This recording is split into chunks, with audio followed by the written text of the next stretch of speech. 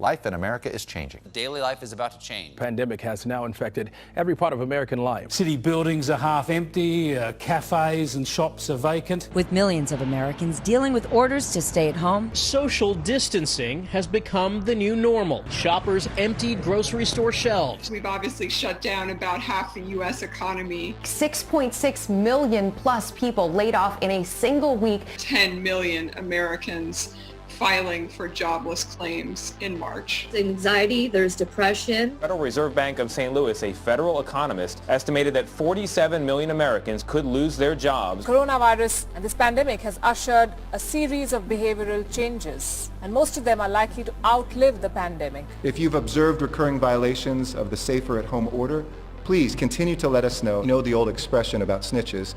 Well, in this case, snitches get rewards.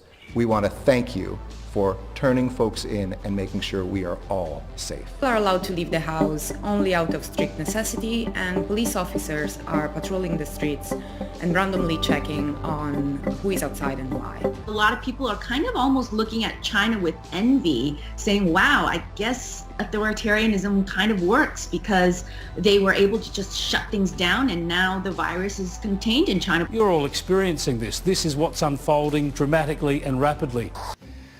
Well, I think everyone's lives are almost completely upended. You know, the normal things I do, talking about polio eradication, going into meetings at the foundation, traveling to meet with scientists, that's all gone. When I wake up in the morning, I think, was this a nightmare, or are we really in this almost different world where coronavirus is the top priority? Where are you spending most of your time? Is it around the virus work? Yes, that's, our foundation works on infectious diseases. We're the biggest funder of vaccine work. We understand, how to make vaccines in volume. As you may have heard, billionaire philanthropist Gates, who was hit in the face with a pie once back in 1998, quietly stepped down from his position on the board of directors at Microsoft and Berkshire Hathaway late Friday the 13th in March, towards the end of the daily news cycle and right before the CV really hit the fan here in the U.S. to, quote, dedicate more time to philanthropic priorities. Vaccines and understanding how to make new vaccines, make them in large quantity, that's what we're doing all the time. And vaccines, our foundation and some other governments did work on some new vaccine platforms that are being accelerated here during this epidemic. We're working closely with the vaccine companies to make the vaccines. They're the ones, although it's probably 18 months or so, they're the ones that can really get things back to where we're not worried about large public gatherings. Probably 2 of the vaccines will be the ones we go ahead with. It's so important to get not just hundreds of millions, but literally billions of those vaccines, because this is a global problem. Vaccines and a lot of progress on the vaccine. We've talked to a lot of the agencies, including CDC and NIH, about how we work together on the vaccine. And, our team, who's experts in vaccines, works with Dr. Fauci and his team, and I think we've got a very common message about the work that needs to be done there. How do you connect to the vaccine companies? What money could you give them in advance that would reduce the 18 months that we're having to deal with now? But with the economy, we can bring it back. There will be a point where we have the vaccine and we're going completely back to normal. It will probably be years before you get back to where you were before, because of the time, this is a big economic shock, and some things we really will want to be broadly vaccinated before we're not worried about this and it's changing our behavior. Gates officially denied any connection between his resigning from these boards and the outbreak of coronavirus, which he admitted he was so eager to address. And vaccines. Billionaire Bill Gates' philanthropic work is always presented as a wonderful charitable thing for humanity. I have seen people worship Bill Gates in public, in real life. I've seen it with my own eyeballs. The way that some people worship religious figures is the way that I have seen actual human beings in present reality worship Bill Gates in real life. God, oh my God, oh my God! I've seen it for myself. And he knows it too. You were so nice. It was really special to me because you've been such a big influence on my life. I mean, ever since I was a little kid, I've looked up to you like... And it's really kind of a sick interchange. It really is one of the sickest things it's one of the sicker things I've seen in real life, actually. Bill Gates is one of these people. He's giving away billions of dollars and people are worshiping him for it. Despite the fact that A, Gates never seems to see a drop in his personal net worth no matter how much money he gives away. This year, for example, he gave away $35 billion and didn't have his personal net worth drop at all. He's making decisions that affect the entire world. No one voted for him. He's got billions of dollars, and it doesn't even change his bottom line in his bank account, okay? Or that B, he came into this pandemic with a disproportionate influence over the economy before becoming the person perhaps loudest in championing shutting down the economy. I mean, nothing like this has ever happened to the economy in our lifetimes. During this pandemic, for which he seems to have solutions ready to go. Vaccine, which is such a key thing. Or that C, he's a straight-up dictionary definition of a technocrat, in that nobody ever voted for him, and yet the scientific projects he dumps all these billions into affect everyone's lives anyway. Spending millions and millions of dollars just making decisions and getting together with experts, quote-unquote, from elite universities and just doing stuff. They're just doing stuff. If they did this and they told you about it, what are they doing they didn't tell you about? That's the question. And we don't know the answer. Why? Because we live in a technocracy. That is why. This is the rule by, government by, and management of society by technical experts. You may have voted for president, but did you vote for someone to cover the earth in video surveillance satellites so there's nowhere to run? Because that's what he's doing. That's what he does with his money. Just like he didn't have a say that day back in Brussels in 1998, when he was attacked in the face by a pie made of cream. The access that used to be available to the middle class or whatever is just rapidly going away. That's a trade-off society is making because of very, very high medical costs and a lack of willingness to say, is spending $1 million on that last 3 months of life for that patient, would it be better not to lay off those 10 teachers? That's called the death panel, and you're not supposed to have that discussion. Warren Buffett, Bill Gates, Michael Bloomberg, and even Oprah Winfrey to discuss population control. They were portrayed as superheroes. Behind closed doors on this New York campus, a secret gathering of some of the world's most powerful people.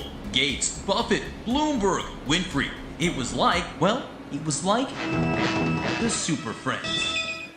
First, we've got population. The world today has 6.8 billion people. That's headed up to about 9 billion.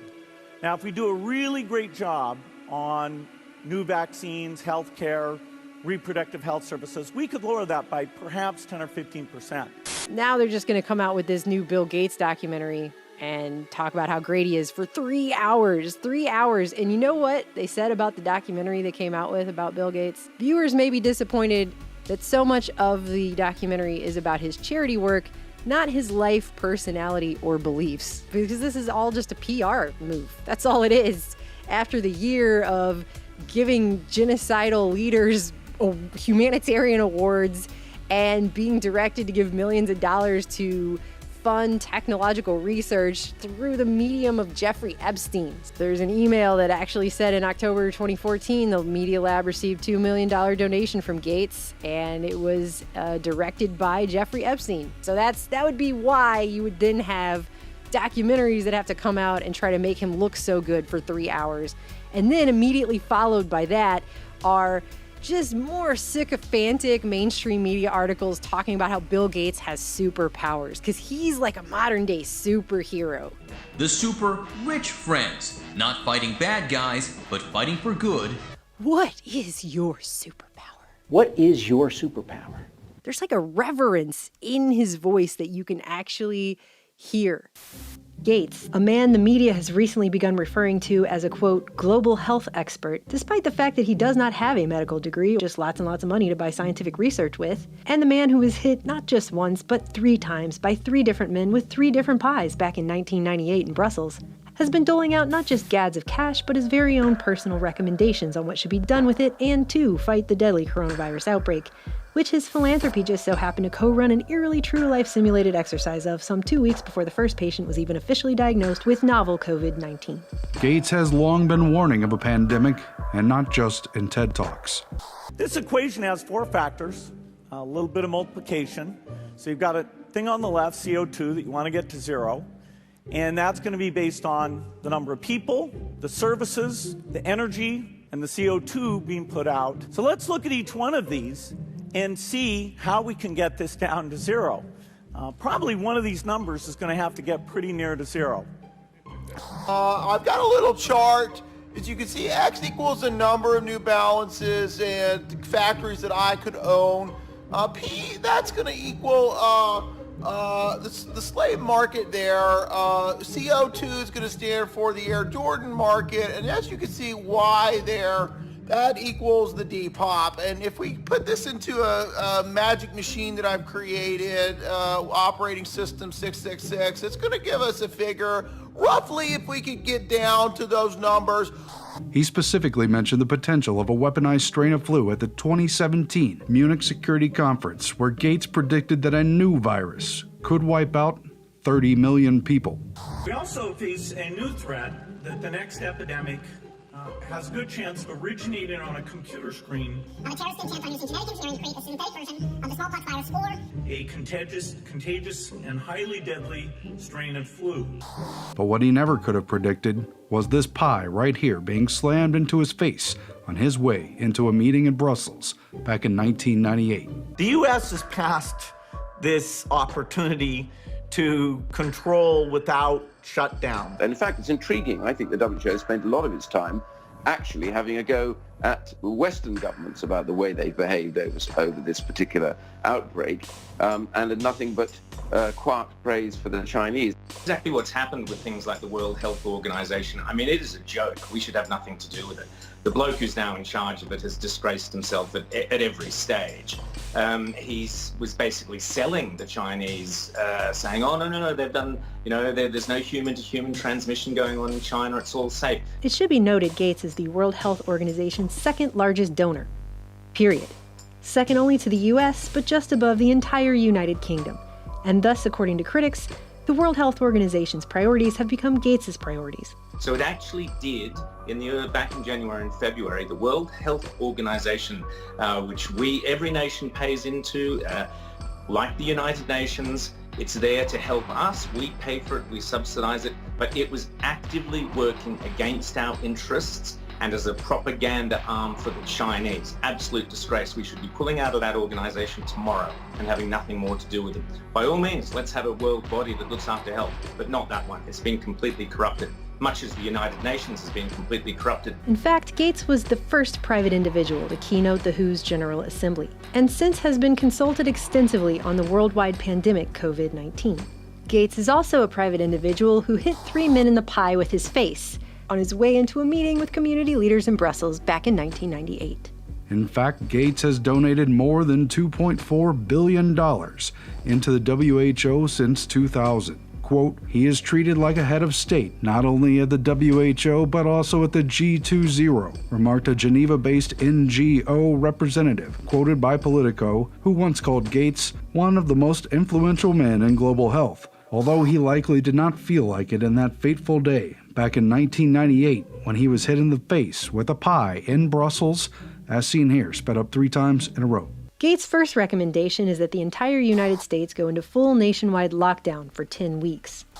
I've said 6 to 10 weeks, but again, every week as we look at those numbers, it'll help us see how much longer we'll have to be in this really extreme mode where we're not out and mixing around. Gates, of course, being the sole victim of what reporter Dan Rather melodramatically referred to as a cowardly sneak attack on one of the world's wealthiest men. The target was Microsoft Chairman Bill Gates, arriving for a meeting with community leaders. Watch what happens when a team of hitmen meet him first with a pie in the face.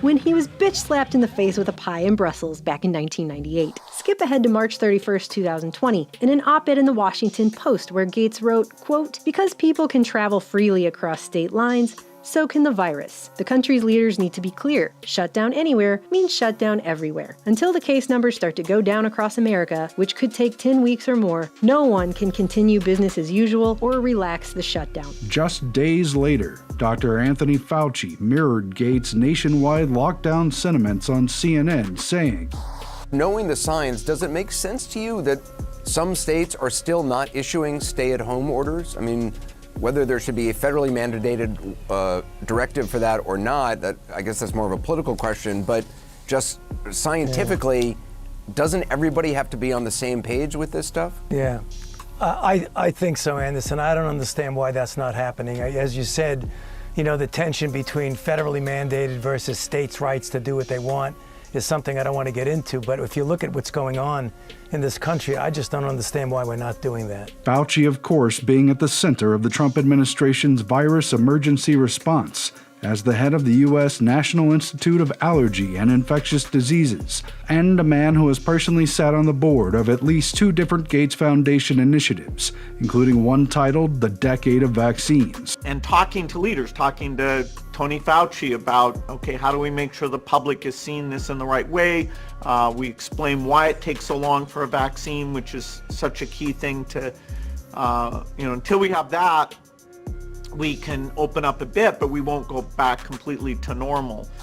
The U.S. NIAID Fauci runs has reportedly partnered with the Cambridge, Massachusetts biotech firm Moderna, which has received funding from DARPA and the Gates Foundation funded and financially backed Coalition for Epidemic Preparedness Innovation, an organization that funds the development of cutting-edge vaccines utilizing CRISPR gene editing technology, and Moderna's rush to human testing novel COVID vaccine, which uses messenger RNA, despite the fact that Moderna even admits in a legal disclaimer that, quote, "there has never been a commercial product utilizing messenger RNA approved for use before." Oh boy, here we go.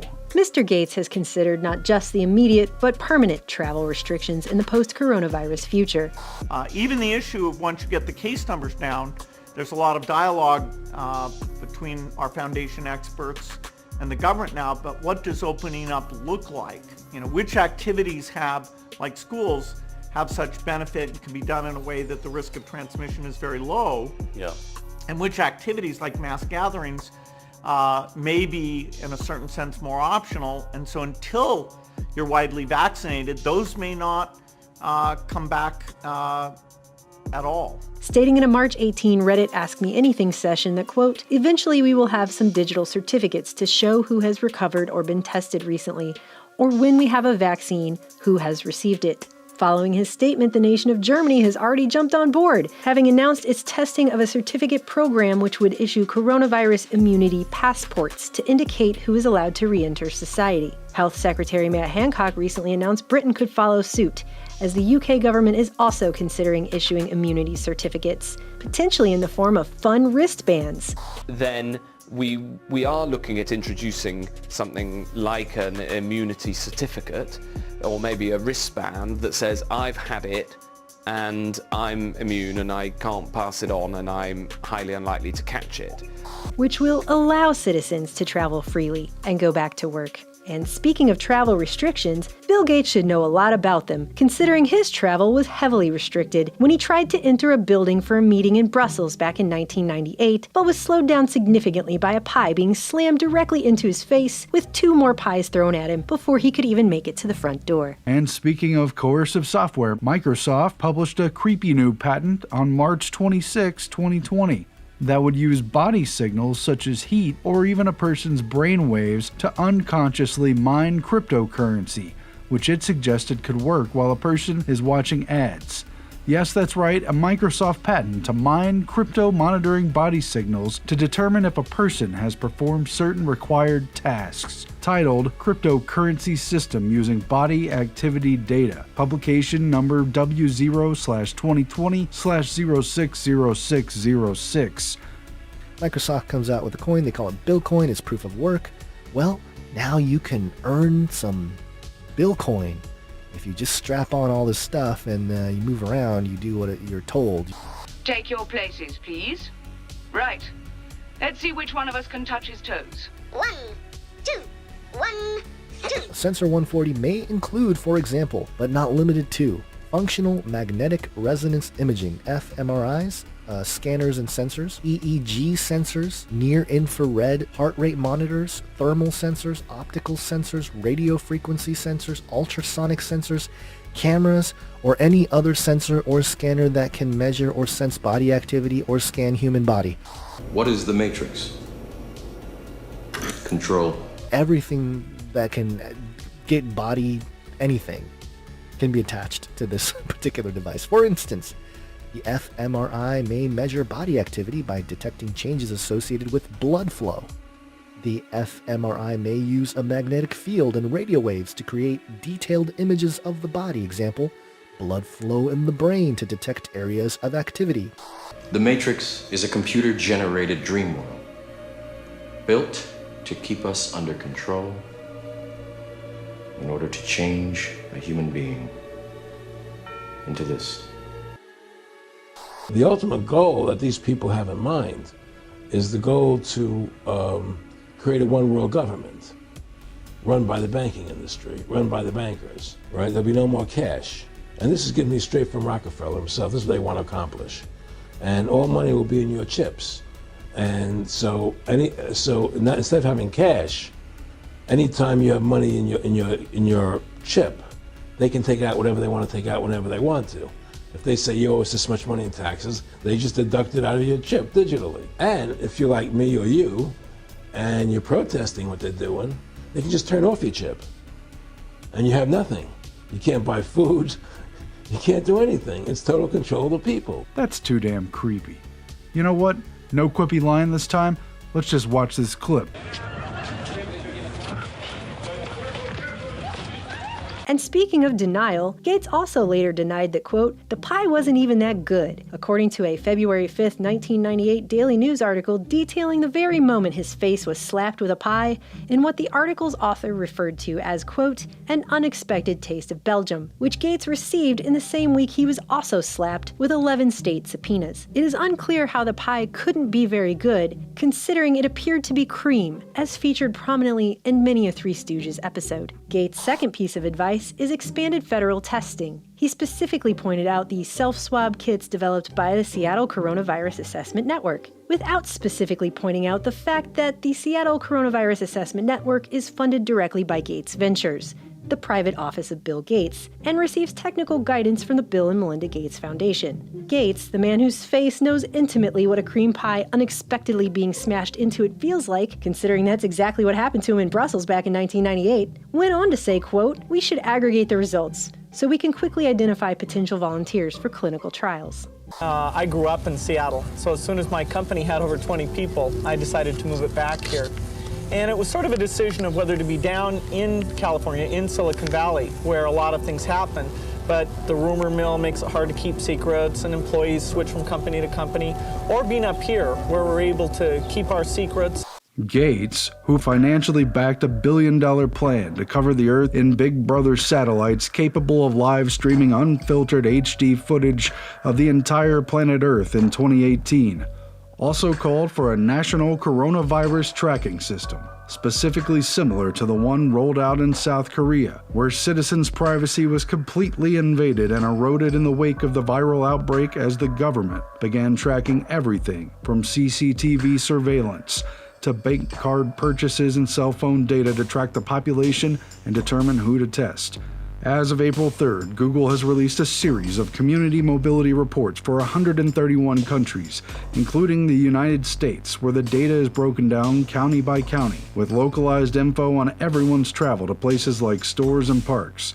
Gates probably wished such a system had already been in place in Brussels back in 1998 when 3 men lay in wait to throw pies in and around his mouth hole on his way into a meeting with community leaders. Then the second time I saw him was the March after that, so March 2017 in the White House.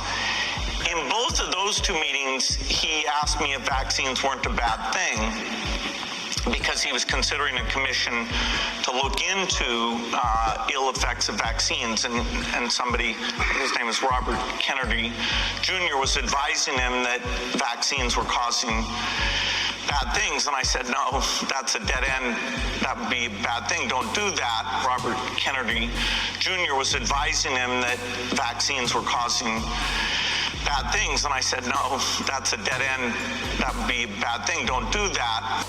And speaking of knowing who has had a vaccination and novel vaccine technology, which, if his public appearances for the last 20 years are accurate, Mr. Gates appears to do every other 5 seconds. New vaccines, new vaccine platforms, vaccine companies, vaccines, probably 2 of the vaccines, not just hundreds of millions, but literally billions of those vaccines. The Gates Foundation has also recently partnered with Rice University to create what they're referring to as a quantum dot tattoo, which will hold vaccination records on the skin using dissolving microneedles that deliver not only a vaccine, but also embed fluorescent quantum dot tags, described in the Rice press release as, quote, something like a barcode tattoo left just under the skin that can be read to identify that a person has had the vaccine administered. Vaccine. In an article announcing the development of this new technology dated December 18th, 2019, just as the coronavirus was really taking off, Rice Assistant Professor of Bioengineering Kevin McHugh was quoted as saying, "The Bill and Melinda Gates Foundation came to us and said, hey, we have a real problem, knowing who's vaccinated. Vaccine,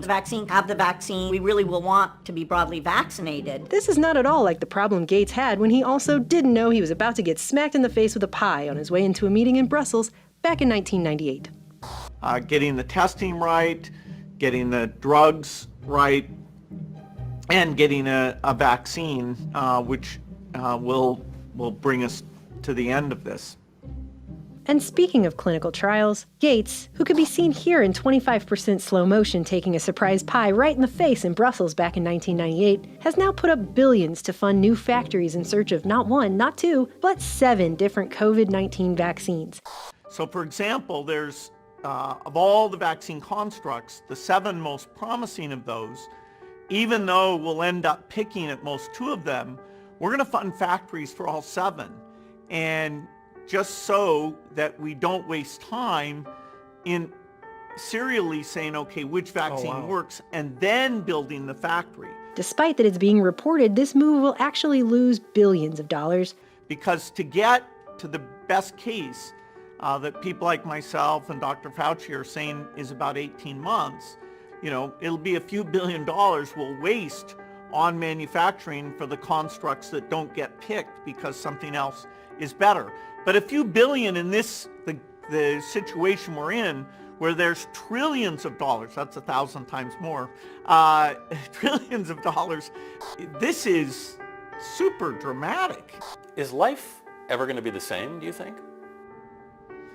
Not for some time. I mean, everybody who's lived through this will view this as a dramatic, scary part of their life, and it will affect their concerns and how they look at things for the rest of time.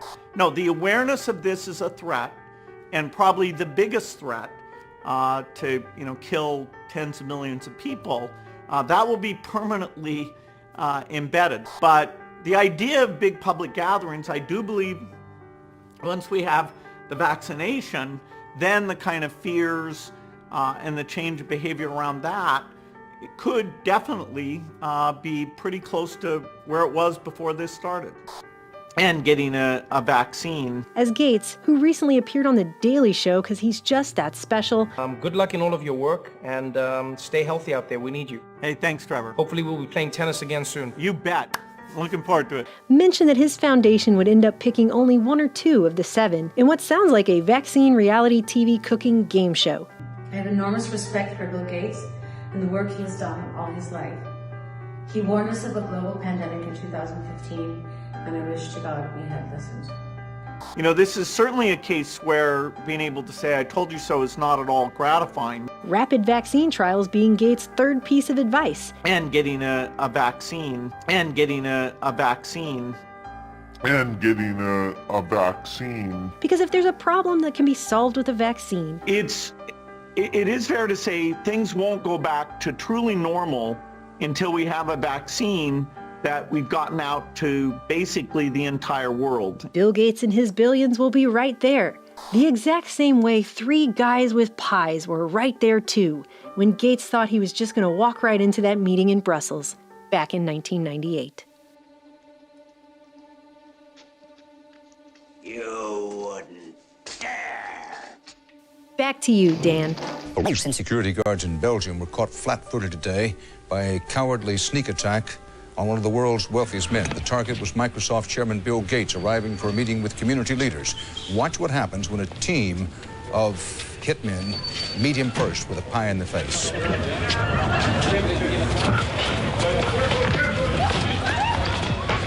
Gates was momentarily and understandably shaken, but he was not injured.